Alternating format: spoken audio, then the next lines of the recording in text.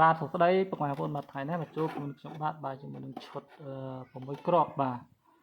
ពុកម៉ែបងប្អូនប្រហែលជាឆ្ងល់ហើយមានឃើញបតតូចមែនបតធំបាទស្បកនេះគឺស្បក8គ្រាប់ឬក៏12គ្រាប់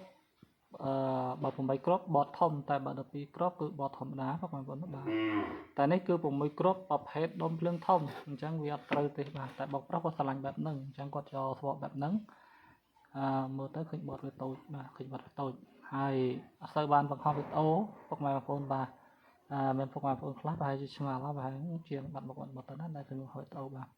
អីវ៉ាន់ចេញសឹងរាល់ថ្ងៃពុកម៉ែបងប្អូនណាបាទមិនថារបស់វៀតណាមឬក៏រៀបដៃទេតែអត់បានបង្ហោះវីដេអូទេពុកម៉ែបងប្អូនដោយសារ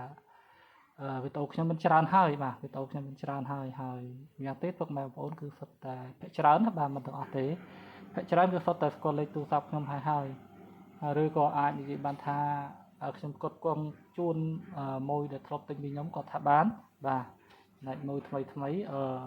ក៏មានដែរយូរមួយបាទតែម៉ួយចាស់គឺមានច្រើនមិនថាកំងពីក្រៅប្រទេសឬក៏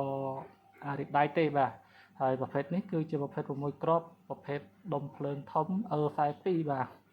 អញ្ចឹងសម្រាប់ពុកម៉ែបងប្អូនត្រូវការកំងអីវ៉ាន់ពីវៀតណាមក៏ដូចជាពីចិនគឺអាចទាក់ទងមកខ្ញុំបានតាមរយៈលេខទូរស័ព្ទ090 2676 ជួនកាលពេលអត់ចូលអីអាចតំណតាម Telegram បងប្អូនបាទបើតាម Telegram គឺនៅតែចូលជារៀងដរាបដោយសារខ្ញុំប្រើ Wi-Fi អញ្ចឹងលេខទូរស័ព្ទពេលខ្លះគឺគេបាត់ការហៅចូលអញ្ចឹងបងប្អូនណាបាទខ្ញុំអត់ទៅចូលលុយ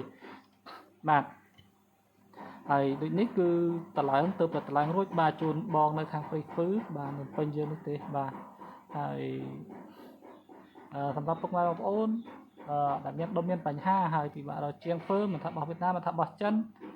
កុំភ្លេចនឹកឃើញខ្ញុំផងពុកម៉ែបងប្អូនណាបាទភាគរយដែលអាចជួសជុលបានគឺ 90% ជាងឯនោះបាទមិនថាប្រភេទប្រើថ្មឬក៏ប្រភេទប្រើធម្មតាទេប្រើគុយធម្មតាទេបាទហើយក៏មានទទួលកែបាទប្រភេទប្រើគុយធម្មតាទៅពី1គ្រាប់8គ្រាប់ឬក៏4គ្រាប់អីទៅប្រើថ្ម24វ៉ុលក៏បានដែរបងប្អូនណាបាទទទួលកែឬក៏ទទួលកំងបាទប្រភេទប្រើថ្ម24វ៉ុលក៏បានដែរតែថ្មខ្ញុំអត់ទទួលរៀបទេបាទពុកម៉ែបងប្អូនអាចទិញពីបងផ្សេងតែបើចង់រៀបខ្ញុំរៀបឲ្យពុកម៉ែបងប្អូនណាបាទរៀបឲ្យប្រភេទប្រើថ្មនិងប្រភេទប្រើអាគុយ12វ៉ុលគឺដូចតែគ្នាទេគ្រាន់តែកែប្រព័ន្ធភ្លើងវាខ្លះអញ្ចឹងហើយប្រភេទប្រើថ្មនិងប្រើអាគុយសម្រាប់12វ៉ុលនិង24វ៉ុលសម្រាប់6គ្រាប់ដូចគ្នាគឺ24វាខ្លាំងជាងបងប្អូនណាបាទ24ខ្លាំងជាងអញ្ចឹងគឺអាចទៅបានបាទហើយតោះឥឡូវយើងទៅមើលរបស់គ្នាបាទ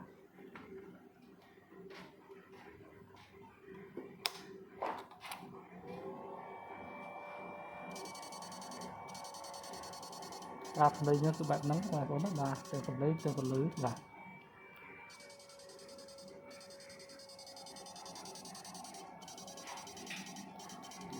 មានក្តៅចាប់ឆ្លាតខុសទេបងប្អូនណាបាទចាប់ឆ្លាតខុសពីប្រភេទដែលខ្ញុំកំងណាបាទតែប្រភេទបងផ្សេងយ៉ាងអត់ទៀងទេបាទជាការខ្ញុំធ្លាប់ជួសជុលប្រភេទប្រើថ្មគេដាក់ហ្វែតឲ្យបាទមិនដឹងថាបងក៏ដោះចេញឬក៏យ៉ាងណាទេបាទអញ្ចឹងប្រភេទដែលខ្ញុំកំងគឺកំងមកបានយ៉ាងម៉េចគឺទៅវិញគឺបែបហ្នឹងបាទអត់មានដោះហ្វែតដោះអីចេញទេបាទ